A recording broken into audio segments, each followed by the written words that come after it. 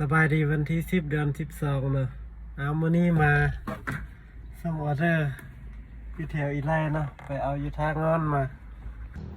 นี่ตัวนี้จะเป็นสังกะสีเศษเรือเนาะกับกระเบื้อง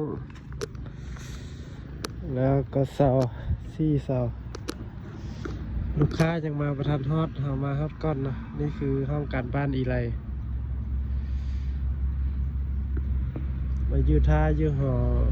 เจ้ามันอย่างอันนี้บ่ฮู้ลูกค้ายังมาประทานฮอดยินลูกค้าว่ายืดซอยตัวนี้สัตว์ก็เลยจัดท่าอย่างนี้โปรโมชั่นส่งท้ายปีเก้าปี2025ทางแบรนด์โลแคร์ของพวกเรามีส่วนลดพิเศษสำหรับผู้ที่ซื้อน้ำยาโลแคร์ซุปเปอร์คลีนในราคาพิเศษสุดๆเพียง 99,000 กีบต่อกล่องซื้อ2กล้อง 180,000 กีบฟังบ่ผิดเนาะซื้อ1กล้อง 99,000 กีบซื้อ2กล้อง180,000 กีบมีบริการเก็บเงินปลายทางเด้อโปรโมชั่นนี้มีจำนวนจำกัดเนาะสำหรับ100ท่านทำอิฐเท่านั้น